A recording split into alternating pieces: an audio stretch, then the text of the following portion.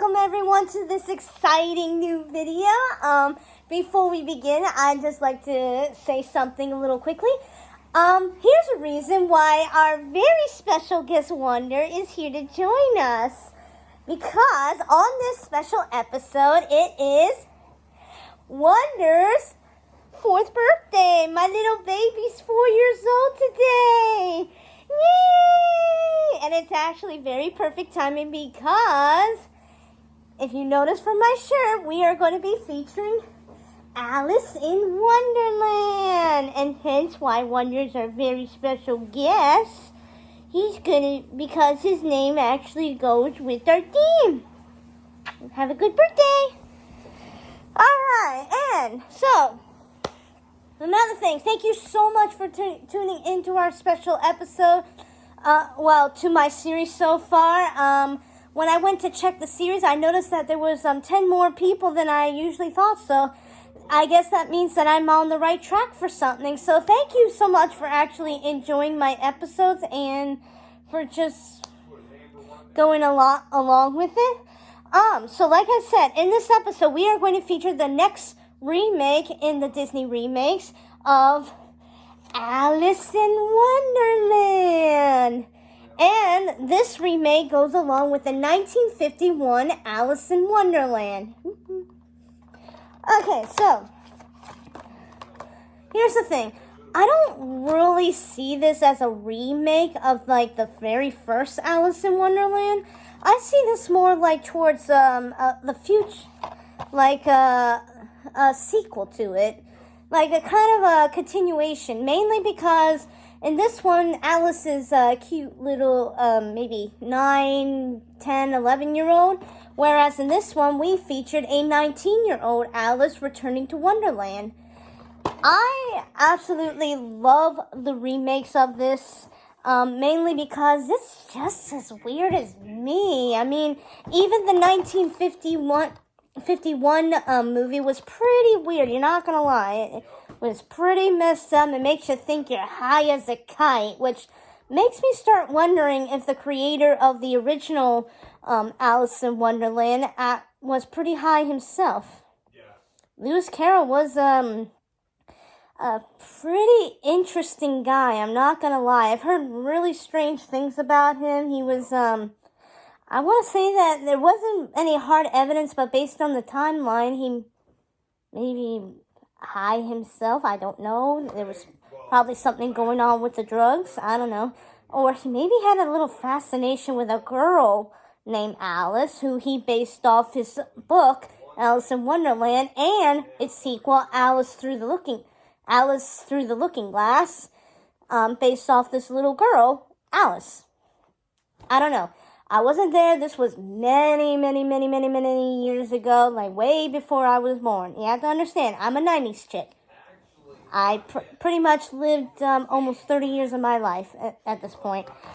Okay, so I honestly have to say, like I said, I pretty much love this, and I guess it wasn't so bad because since this was created in 2010, 6 years later, they decided to do a sequel. Honestly, I'm actually got mixed feelings. I have to say that I am either happy and sad about this, at the fact that they continued, because with the first one, I was actually really happy of how it ended and how everything was pretty much played out, and I love the fact that they returned Alice to Wonderland, but under a different name. They decided to call it Underland. And I really wish that they elaborated on why Alice called it Wonderland instead of Underland. That's the one thing that I wish that they discussed more about it. But other than that, I like the fact of how everything is connected. The only thing I have to say is the Red Queen. Last time I checked, in 1951, she was facing the Queen of Hearts. Not the Red Queen, the Queen of Hearts. I guess, yes, there are some similarities, and yes, and I guess in a sense they did combine two characters, but if you look at it, and if you look at both the original book and the remake of Alice in Wonderland, they kind of combined.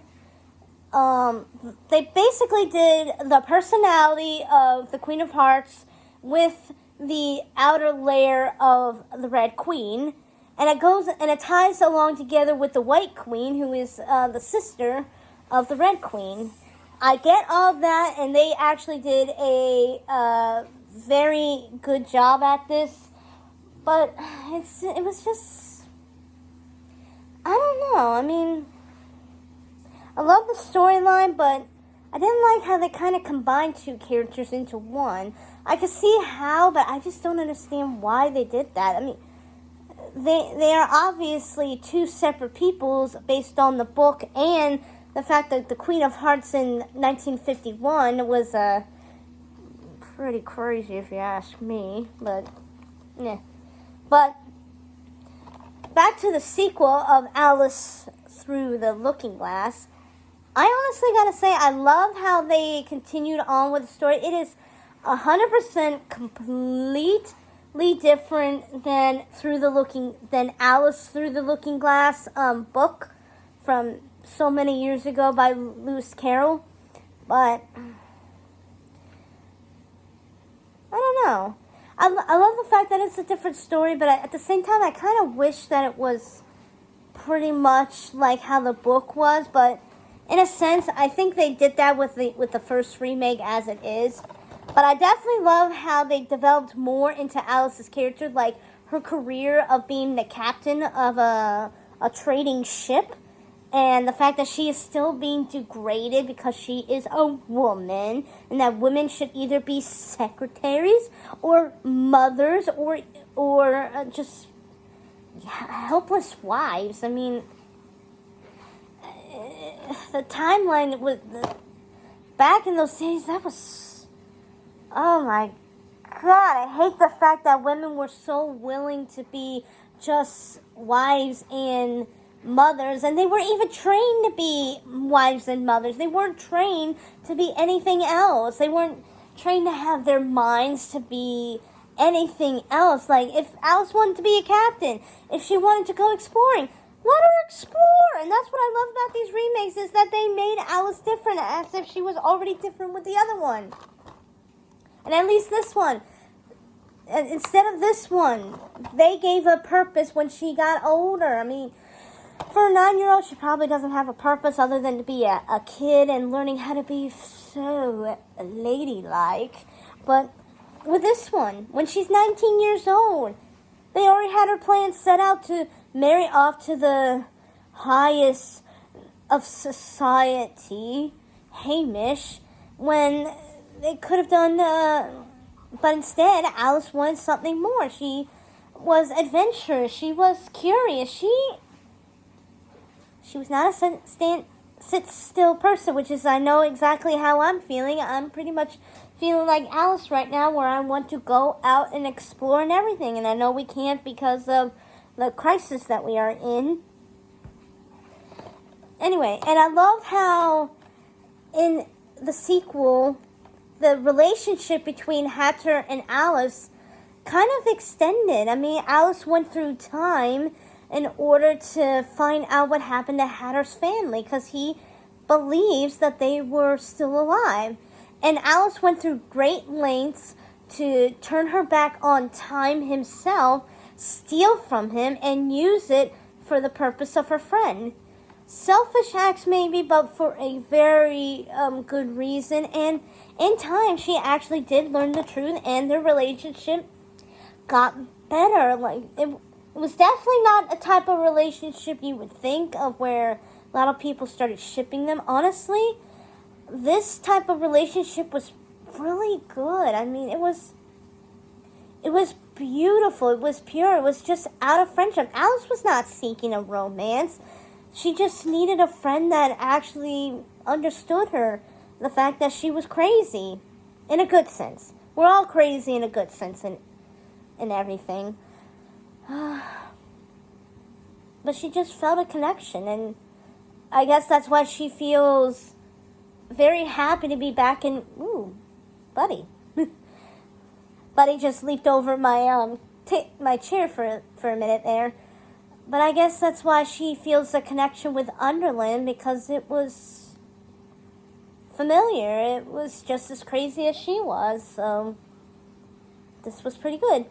I honestly do not have much to say about Alice in Wonderland as if the animated and remake of this, because it's pretty much says it all. It's not a remake of the 1951 movie. It's more like the sequel, what happens next with the remake. Yes, the only difference is that they actually did a live action instead of animated, and I kind of like it. Get to see all the craziness come to life as if you were really in Wonderland with Alice.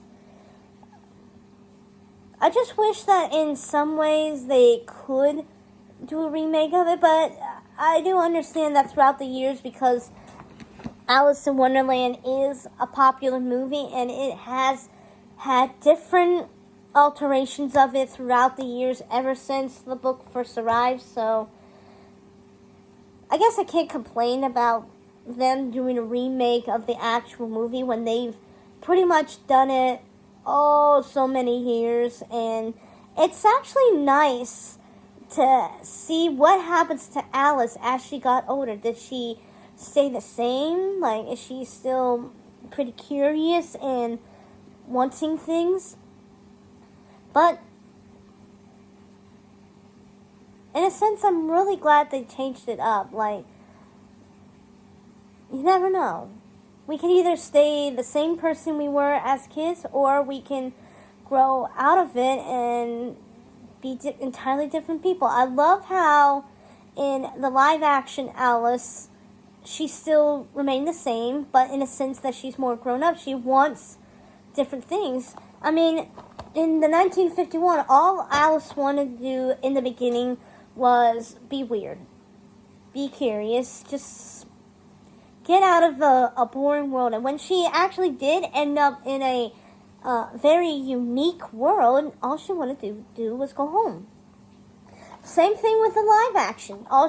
When she stumbles back into Wonderland out of the boredomness of being proposed to, she still wanted to go home. But I love how even when she stayed in Wonderland and faced the Jabberwocky, the Red Queen, the Red Knight, everything, she changed. She grew up, in a sense, but she still had her own mind. She was still the curious girl, but more of the type of what she wants to be. She wants to be an adventurer like her father. She is her father's daughter, after all. Let her be her father's daughter. Let her change the world, just like her father did. And that's just really great. That's really awesome. And I find myself like a little bit like Alice myself, where I definitely get bored very easily of the real world, and I guess that's why I started these videos, is because actually I think it's probably why I love Disney so much, is because in a sense Disney is my Wonderland. I want to escape reality every once in a while and just enjoy the uniqueness that other worlds create to go with it. I don't know. Maybe every single one of us has a little bit of Alice in ourselves, where we're looking for our Wonderland, or in this case, our Underland. Anyway, that's all I have to say about Alice in Wonderland. All in all, if you're into the weird stuff, if you absolutely love Alice in Wonderland, and if you definitely love Johnny Depp. Oh my God, I almost called him John Travolta. Ha! See what this quarantine is doing to me? I'm going crazy. Anyway, if you love Johnny Depp, I would definitely recommend trying this out. He is the weirdest Mad Hatter ever, but he's still the awesomest. Woo! So if you love Johnny Depp and you love seeing all of your classic actors, such as I can't remember them all. We got Anne Hathaway, Helena Bonham Carter, Michael Sheen, and what's the guy who did Snape? I can't remember his name. I guarantee you, probably by the next video, I will remember his name. But all I know is, yeah, it'll come back to me probably by the next video. Or if I can't remember it, feel free to comment, and I'll be like, that's the name. But he played Snape, and in this movie, he was the caterpillar. So that was pretty nice. You have a pretty serious guy who played a serious character, played a very serious caterpillar, but a very philosophical caterpillar. Anyway, that's all the time we have. If you love craziness, or if you love just a little bit of uniqueness in your life, I highly recommend Alice in Wonderland. If you do not, that is okay. Tune in next week with our next remake. And I hope you enjoy your quarantine life. If you are an essential worker, I 100% appreciate and applaud your effort. It is not safe, probably not safe at this day, and I just want to thank you for your hard work. And to all the nurses, doctors, hospital staff, thank you so much for being there for us every single day. And I pray to God that you are staying safe, you are being healthy, and you are just keeping... Ooh, buddy! Okay. Speaking of craziness, buddy's a little hyper. Anyway, please stay safe. Practice social distancing, and if you're practicing social distancing, now is a good time to catch up on remakes. And if you have anything to add on, feel free to comment below. If you love what you're watching, please subscribe to me. Click like, then subscribe. And I will see you all next week or in the near future.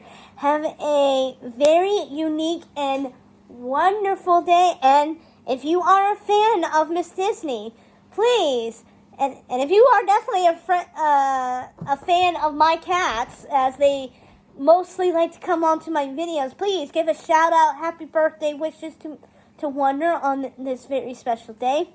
Till next time.